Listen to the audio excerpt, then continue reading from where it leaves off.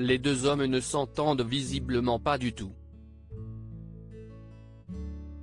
Samedi 5 juin 2021, Nicolas Ray était invité sur le plateau dont est en direct afin de présenter son nouveau livre, La marge d'erreur.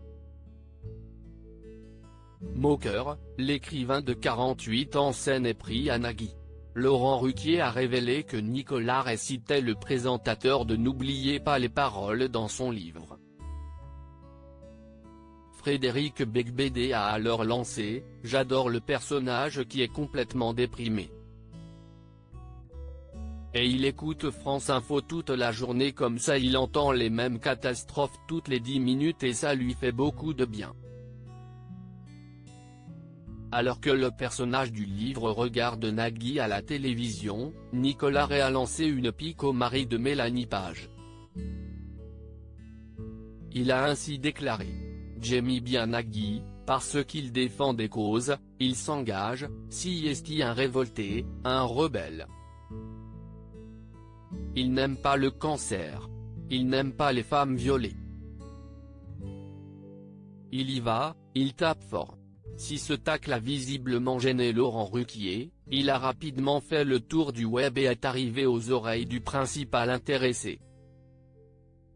Alors que Nicolas Ray a déclaré que Nagui n'aimait pas le cancer et les femmes violées, ce dernier a répondu sur son compte Twitter, « Ni les pollueurs, ni les méchants, ni les gros cons surtout. » Si Nagui a des millions de fans, il a également son lot de détracteurs. En novembre dernier, CIST sur le plateau de N'oubliez pas les paroles qu'il avait déjà déclarées, il y a quelqu'un qui a dit un jour, avant on disait des conneries au bar du coin. On était bourré, on rentrait chez soi, on dormait, le lendemain, on oubliait. Maintenant, ça reste sur Internet. Nagui ne se laisse pas faire face aux critiques. La veille, l'animateur présentait le premier numéro de sa nouvelle émission, Le Club des Invincibles.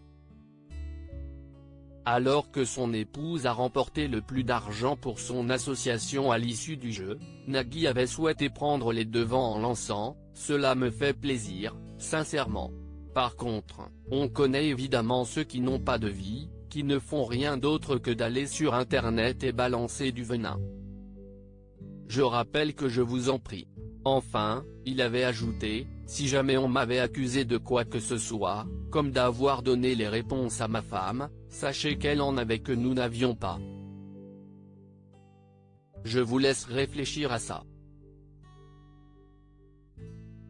Vous avez 2 heures, on ramassera les copies après. »